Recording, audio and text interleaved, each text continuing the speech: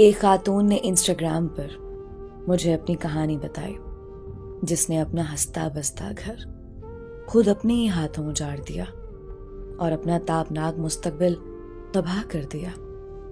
وہ کہتی ہیں کہ میں ایک دیندار گھرانے میں اسلامی ماحول میں پلی بڑھی۔ دوسری لڑکیوں کی طرح خواہشات نفس کی پیروی میرا شیوا نہیں تھا، اور نہ ہی میں نے کبھی کوئی ایسا کام کیا جس سے اللہ تعالیٰ ناراض ہو جائیں۔ یہاں تک کہ ایک شخص سے میری شادی ہو گئی جو کہ دل سے مجھے چاہتا اور پیار کرتا تھا، کافی حد تک مجھ پر اعتماد بھی کرتا تھا۔ میری کسی خواہش کا کبھی اس نے انکار نہیں کیا۔ میری زندگی اس قدر خوشیوں سے بھری ہوئی تھی جس کی پورے خاندان میں ہی نہیں بلکہ دور دور تک مثال نہیں ملتی تھی۔ شروع میں ایک دن میں نے اپنے شوہر سے انٹرنیٹ استعمال کرنے کی بات کی، جو میری خواہشات کا احترام کرتے تھے۔ کہنے لگے کہ میں مناسب نہیں سمجھتا، اور جب میں نے بہت ضد کی تو وہ کمپیوٹر لے آئے، جس کا میں نے قسم کھا کر غلط استعمال نہ کرنے کا وعدہ کیا۔ اے کاش وہ میری اس ضد کے آگے نہ جھکتے اور انٹرنیٹ استعمال کرنے کی اجازت نہ دیتے۔ میں انٹرنیٹ کے استعمال سے بہت خوش ہو گئی اور اپنے شوہر کے سامنے اور ان کی غیر موجودگی میں بھی اس کا دھڑلے سے استعمال کرنے لگی، چونکہ وہ مجھ پر مکمل بھروسہ کرتے تھے، اسی لیے کبھی کچھ نہیں پوچھا۔ کچھ دن گزرنے کے بعد میری ایک دوست نے انٹرنیٹ میں چیٹ کے بارے میں بتایا، اور دراصل چیٹ ایک ایسا کام ہے جو انٹرنیٹ پر مرد اور عورتیں بے جھجک ایک دوسرے سے باتیں کرتے ہیں۔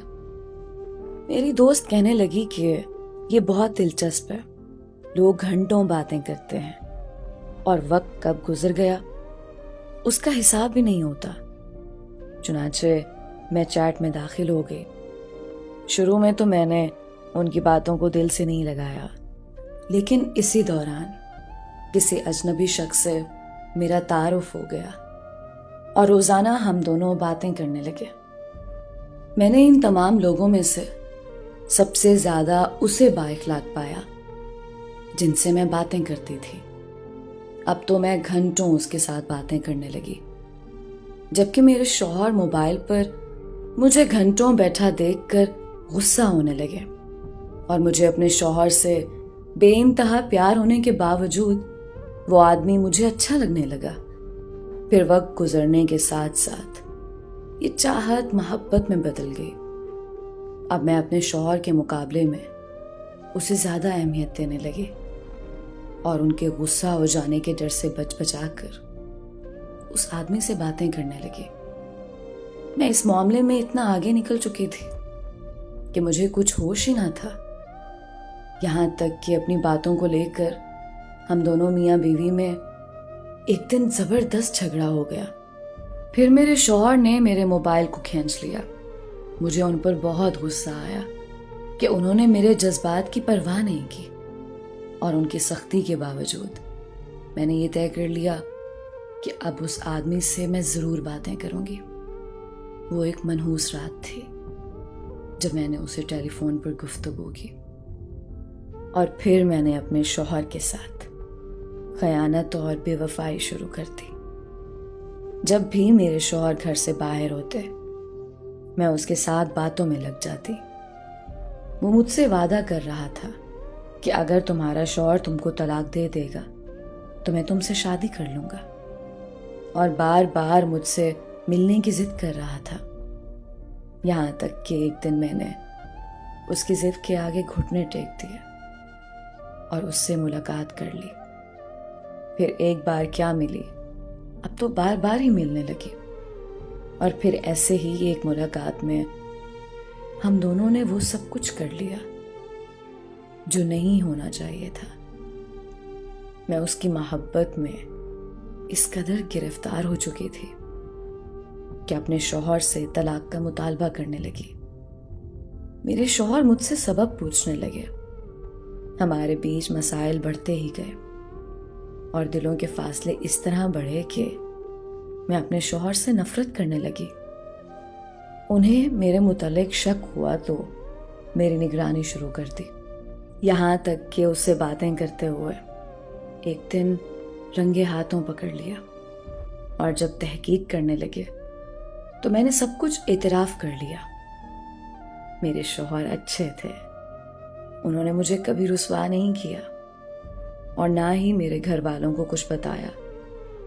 کہنے لگے میں تمہیں اتنا چاہتا ہوں کہ تمہارے بغیر ایک پل بھی نہیں رہ سکتا، اور میں تھی کہ ان سے نفرت پر اتر آئی تھی، اور وہ بھی انٹرنیٹ کو لے کر۔ انہوں نے اتنا سب ہو جانے کے باوجود بھی میرے ساتھ بدسلوکی نہیں کی اور نہ ہی میرے حقوق میں کوئی کوتاہی برتی، لیکن میں اندھی ہو چکی تھی۔ مجھے ہوش تب آیا جب سب کچھ لٹ چکا تھا۔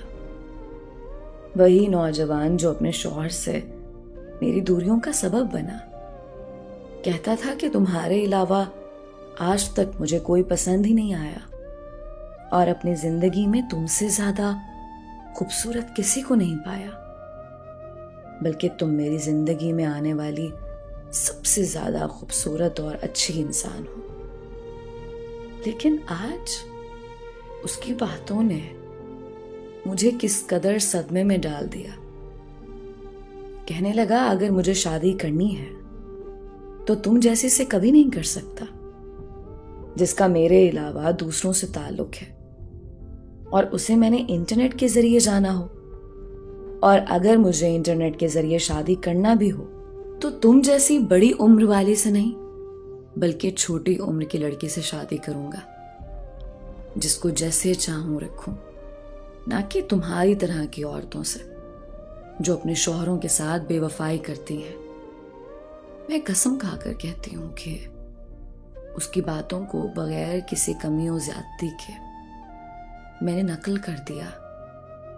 ان حالات میں میں اس قدر پریشان ہوں کہ خودکشی کے بارے میں سوچ رہی ہوں۔ ممکن ہے کہ جب میرا واقعہ آپ تک پہنچے تو میں اپنی جان دے چکی ہوں، یا پھر اللہ تعالیٰ مجھے ہدایت دے دے اور ان اندھیرے راستوں سے دور کر دے۔ میں ایسے لوگوں کو کہوں گی جنہوں نے میری زندگی کے ساتھ کھلواڑ کیا ہے کہ ان قریب وہ وقت آنے والا ہے جب تم لوگ انسان کو دھوکا کھاتے خود ہی دیکھ لو گے۔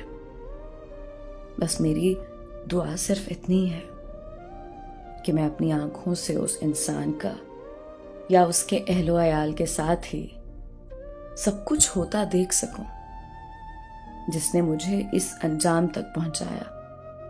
دوستو، خود کو مضبوط بنائیں، اپنے نفس پر قابو پائیں۔ اللہ نے سب سے زیادہ طاقتور مخلوق انسان کو بنایا ہے، تو آپ خود کو مضبوط اور طاقتور ثابت بھی کریں۔ شاید ان خیانت کرنے والیوں کا یہی انجام ہوتا ہے جب کسی نیک اور خوش بخت انسان کے ساتھ کوئی مکار اور عیار مل جائے۔ اللہ تعالیٰ سے دعا ہے کہ وہ اس کے مسائل کو آسان کرے اور اس کی توبہ کو قبول فرمائے، کیونکہ اس کی رحمتوں نے سب کو ڈھانپ رکھا ہے۔